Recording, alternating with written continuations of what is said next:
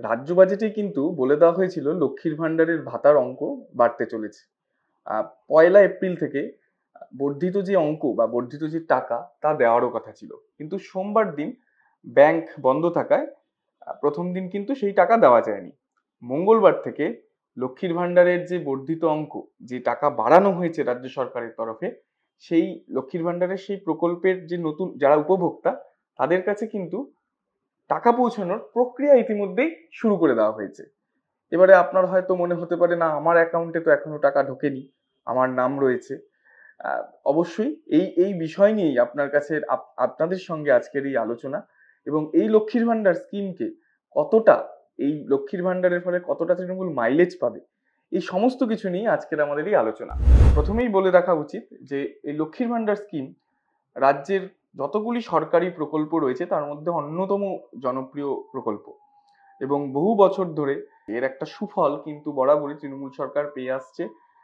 এবং এবছর ব্যতিক্রম একটি, লক্ষ্মীর ভাণ্ডারের টাকার অঙ্ক বাড়ানো হয়েছে।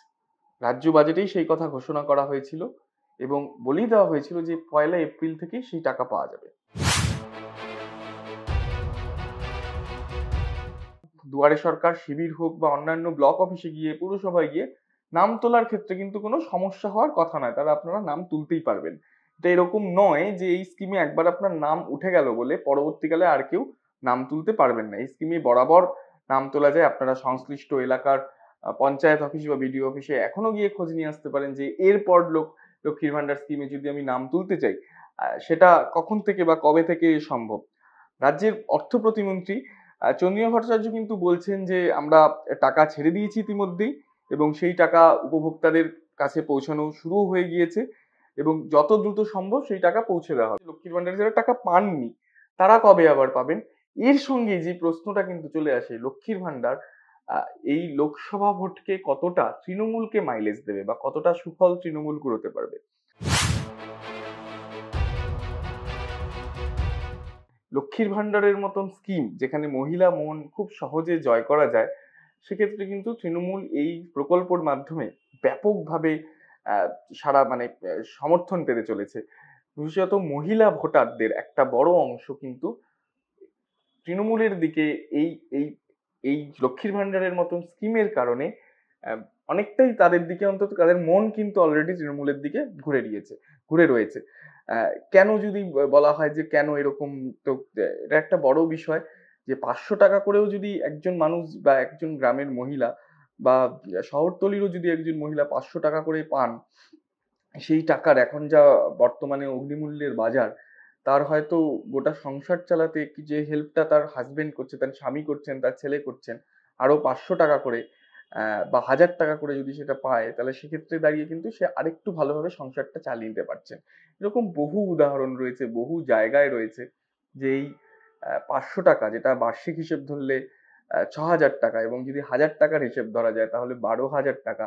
এই টাকা বা বলে রাখা ভালো প্রথমে যে এই ৬,০০০ টাকার যে এতদিন পেয়ে আসতো, এই ৬,০০০ টাকা নিয়েও কিন্তু অনেকে এটা সেভিংস করে ছোটখাটো অনেক ছোট, একদম ছোট ব্যবসা শুরু করার চিন্তাভাবনাও শুরু করেছেন।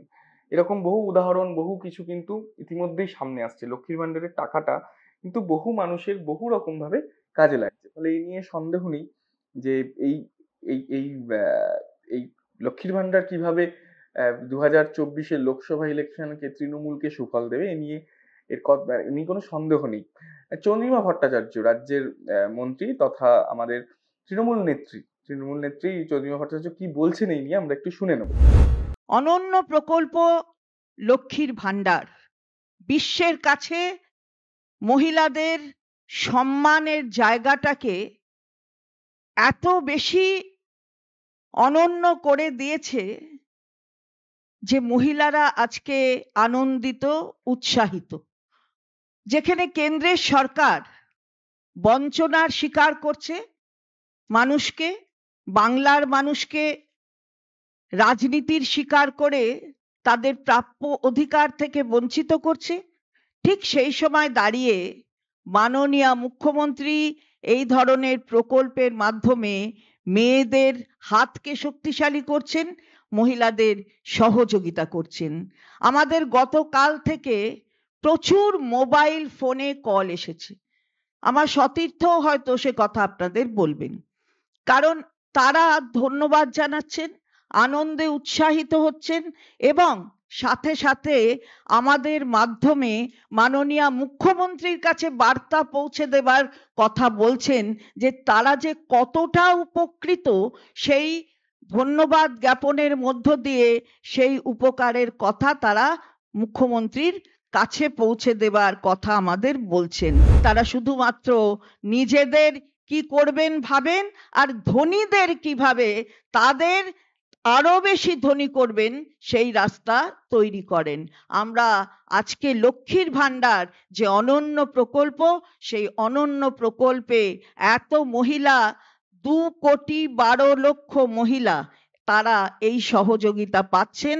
আমাদের আপনারা জানেন যে এ টাকা দেওয়া শুরু হয়ে গেছে, অ্যাকাউন্টে ঢোকা শুরু হয়ে গেছে। রাজ্য সরকারের খরচ হচ্ছে 25,000 কোটি টাকা। আমরা আবারও ধন্যবাদ জানাচ্ছি এবং আমাদের এই যে মেয়েরা পাচ্ছে, এতে আমাদের আনন্দের সীমা নেই। হ্যাঁ, আপনারা শুনলেন চন্দ্রিমা ভট্টাচার্য, উনি লক্ষ্মীর ভান্ডার নিয়ে কি বললেন এবং খুব স্পষ্ট তার কথাতে অন্তত তৃণমূল কিন্তু মনে করছে এই প্রকল্প তাদেরকে অনেকটা মাইলেজ দেবে এবং তা ভাববে নাই বা কেন। আপনারা যদি একটু মনে করে দেখেন যে বিজেপিকেও কিন্তু বলতে হয়েছে যে তারা ক্ষমতায় আসলে লক্ষ্মীর ভান্ডারের টাকা বাড়িয়ে 3,000 টাকা করে দেবে। বিজেপির অনেক নেতাদের মুখেই এই এই কথা শোনা গিয়েছে। তারা হয়তো নাম করেননি যে লক্ষ্মীর ভান্ডার স্কিমেই এই টাকা দেওয়া হবে, তারা বলেছেন যে মহিলাদের 3,000 টাকা করে দেওয়া হবে, বা কেউ বলেছে মহিলাদের যে অর্থ এখন পান তার থেকে বেশি টাকা দেওয়া হবে। ফলে এই যে অর্থ মহিলাদের হাতে তুলে দেওয়া হচ্ছে, যে স্কিম আমাদের রাজ্যে লক্ষ্মীর ভান্ডার নামে পরিচিত, তা যে যথেষ্ট জনপ্রিয় এবং তৃণমূল যে সুফল কুড়াতে পারে এটা কিন্তু এক প্রকার নিশ্চিত। এবং এটা কিন্তু বিরোধীরাও এই ক্ষেত্রে অনেক ক্ষেত্রেই এই প্রসঙ্গ উঠলেই অনেক সময় নানান জায়গায় মহিলাদের উপর অত্যাচারের কথা বলেন। সেটা যেমন কোনোভাবেই কোনো জায়গায় অত্যাচার কোনোভাবেই কোনো রাজনৈতিক দলের দ্বারাই সমর্থনযোগ্য নয়, যেমন ঠিক কথা, সেরকমই লক্ষ্মী ভান্ডারের সুফল যে বা বিরোধিতা করার ক্ষেত্রে খুব কট্টর সমালোচককেও দুবার ভাবতে হবে তা নিয়েও কিন্তু কোনো সন্দেহ নেই। যেখানে ম্যাক্সিমাম ক্ষেত্রে মহিলা ভোট একটা ফ্যাক্টর হয়ে ওঠে যে সমস্ত জায়গায়, সেখানে কিন্তু অনেকটাই এই ধরনের স্কিমগুলো মানে তৃণমূলকে ডিভিডেন্ড দেবে বলেই মনে করা হচ্ছে।